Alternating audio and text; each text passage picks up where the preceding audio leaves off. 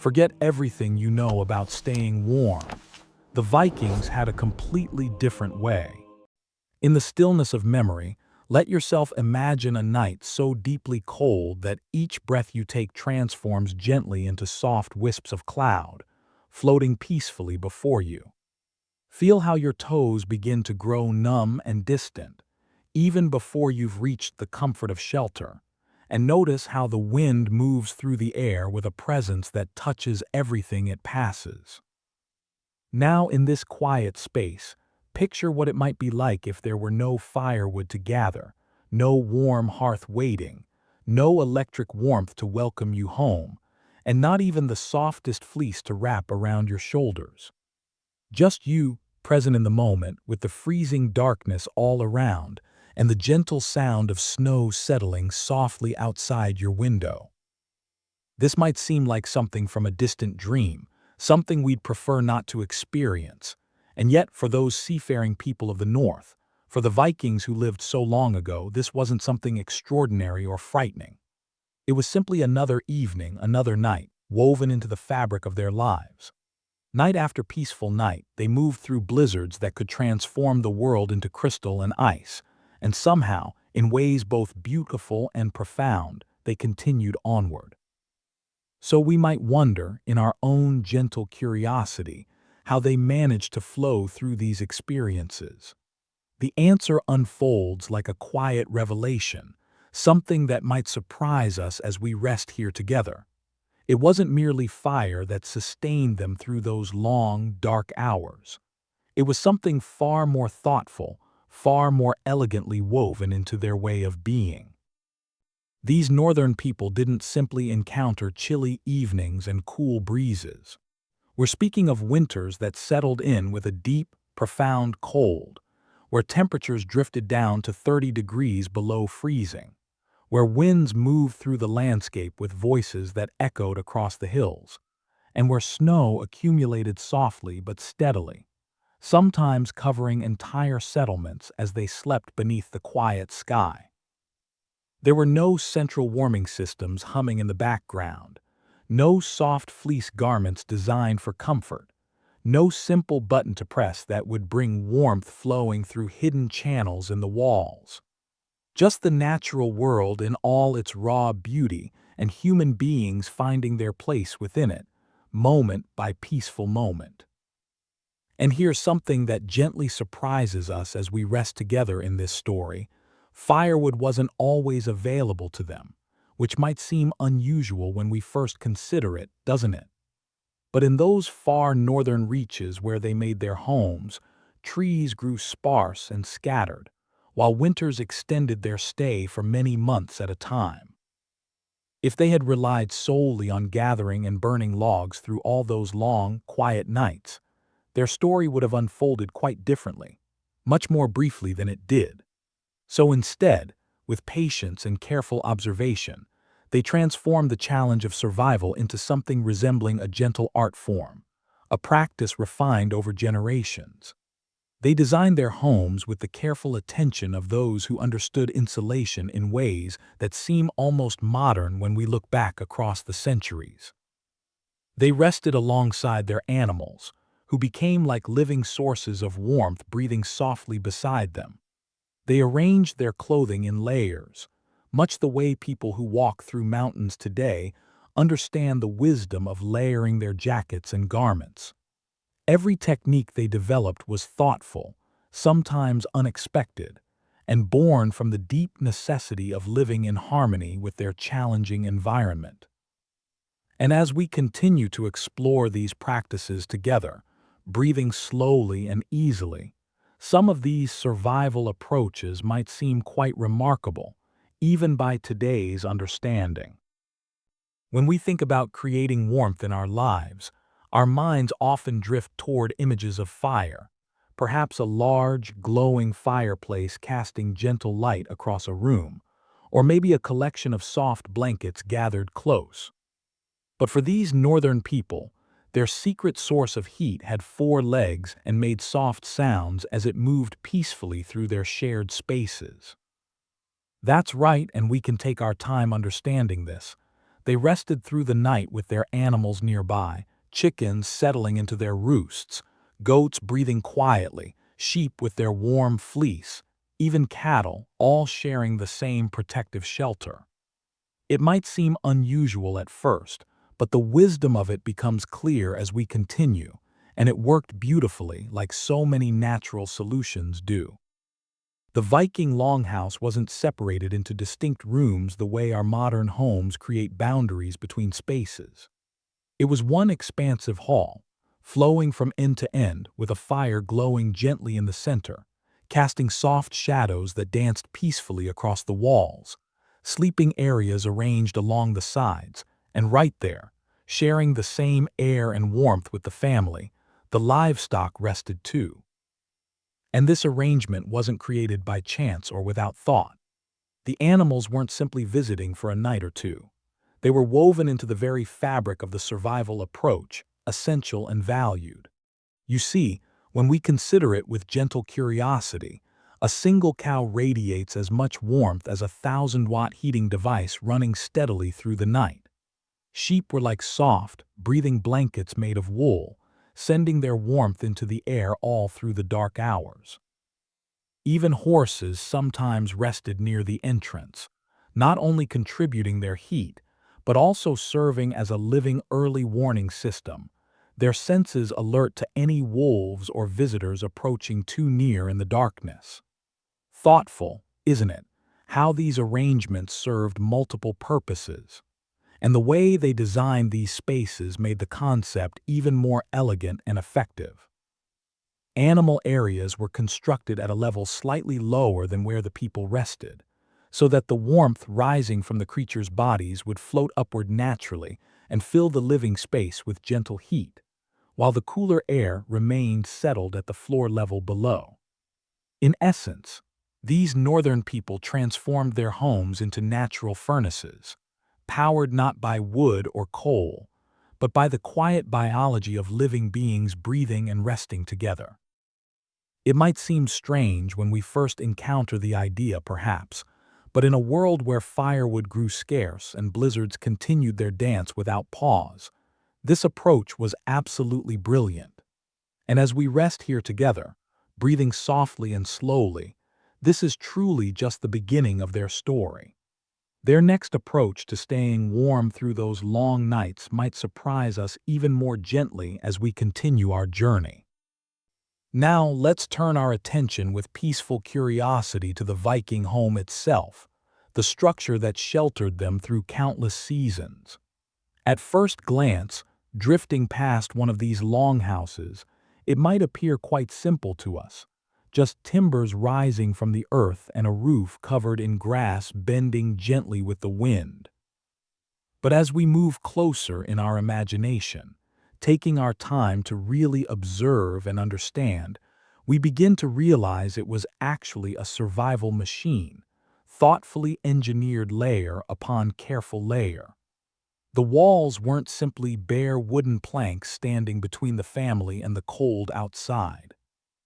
They were constructed with three distinct layers working together in harmony, wooden boards forming the inner surface, a substantial middle section packed with earth pressed firm and solid, and another layer of boards protecting everything from the outside elements. We might think of it as the medieval understanding of insulation, the Viking interpretation of creating barriers against cold, dense, and naturally breathable, and absolutely brilliant at capturing and holding precious heat within. The roof continues this same story of thoughtful design, revealing the same careful attention to keeping warmth close. It wasn't simply thatched with dried grass and left at that. It was covered in layers of sod, earth with its roots and grass still growing, sometimes accumulated to a depth of 2 feet or more above the family's heads. During the winter months, this covering worked much like an enormous, soft wool blanket draped over the entire structure. When spring arrived with its gentle warmth and longer days, it even began to sprout fresh grass, naturally camouflaging the dwelling into the hillside around it, becoming part of the landscape itself. Nature's own insulation system, provided without any cost beyond the patience of gathering and placing it carefully. And let's not forget about the floor beneath their feet, because every detail mattered in these carefully designed spaces. Cold air naturally sinks downward, seeking the lowest places, doesn't it? The Vikings responded to this challenge with layers upon layers of natural materials, straw spread thick and even, animal hides laid down like carpets, even birch bark peeled carefully and placed with intention. These created a soft but effective barrier between the frozen earth below and the bare feet of those living above, keeping the cold at bay while providing comfort. Nothing went to waste. Even firewood and food were sometimes stored under the beds, kept from freezing by the warmth of the people above. Some houses were even constructed partly sunken into the ground itself, using the earth surrounding them as a natural thermal battery, staying cool when summer brought its warmth, staying warm when winter settled in with its long, quiet nights. Thoughtful in its simplicity, isn't it? So, while snowstorms moved through the landscape outside with their swirling dances, inside one of these Viking homes, the temperature could remain around 40 degrees. Perhaps not what we would consider cozy by our modern expectations and standards, but certainly warm enough to keep families alive, and well through those endless blizzards that stretched on week after week. And this careful attention to their shelter is truly just one piece of the larger puzzle of their survival through those challenging times. The way they understood and worked with fire itself, that might surprise us even more deeply as we continue breathing slowly and resting here together. When you bring to mind an image of Vikings in your peaceful thoughts, you probably see huge bonfires blazing dramatically through the darkness, flames reaching high into the night sky. But here's where the story takes an interesting turn, one that reveals their deeper wisdom. They didn't actually want those roaring, dramatic flames consuming their fuel. What they truly needed, what they carefully cultivated, was steady, continuous heat, not spectacular fireworks or impressive displays of flame. Most of these Viking longhouses didn't even include chimneys rising through their roofs, not because they hadn't discovered how to build them, but because they understood with perfect clarity exactly what a chimney would accomplish. It would draw all the precious warm air upward and release it into the cold night outside. Instead of that, they allowed smoke to drift slowly, almost leisurely, through a small opening in the roof above them. While the fire burning in the center of their living space smoldered low and constant, glowing more than blazing, maintaining its warmth through the long hours. It wasn't dramatic or impressive to look at, but it was wonderfully efficient at its true purpose. The air throughout the space stayed warm and comfortable. The beams supporting the roof above were gradually smoked and preserved by this process, making them last for generations. And insects found no welcome in this environment, unable to survive in the steady smoke. And here's a detail that feels especially thoughtful and creative as we rest here considering their wisdom. When night settled in completely, they would carefully pull glowing stones from the fire's edge, wrap them tenderly in fur or sheepskin to protect against direct heat, and tuck them beneath their sleeping platforms. Imagine yourself, if you will, crawling into your sleeping space with what was essentially an ancient version of a hot water bottle, except this one was carved straight from the earth itself, heated to temperatures exceeding 150 degrees, then wrapped and placed with care. Those stones radiated their stored warmth for hours and hours into the night. Quiet in their work, steady in their heat, safe in their wrapping, asking nothing, simply giving their warmth back slowly to those who needed it. Some fire pits were even shaped with intentional design, formed like shallow cones that spread heat evenly and gently through every corner of the room, rather than shooting it upward in one direction. And when wood became scarce during those longest, hardest winters, they adapted with creative flexibility, burning blocks of peat cut from the earth, or dried animal dung collected and stored for just this purpose. Not glamorous or romantic, certainly, but it kept the fire glowing and giving warmth all through the night without exhausting their precious fuel supplies.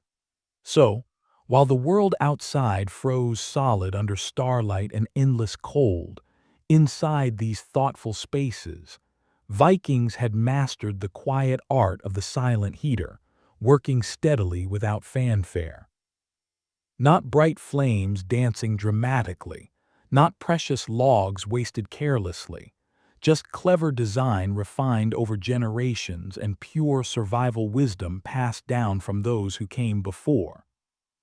When the sun made its gradual descent toward the horizon and the fire burned lower as evening deepened into night, the Vikings didn't simply crawl under a pile of blankets and leave themselves exposed. They wore their blankets in a sense. They became their own insulation, layer after layer carefully arranged.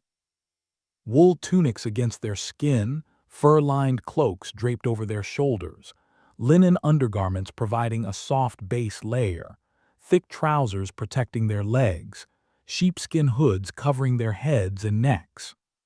Each piece in this collection trapped a small pocket of warm air around the body, like stacking insulation materials around themselves in concentric circles.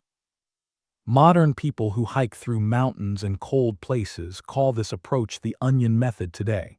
Layers you can gradually peel away or add back on as conditions change around you.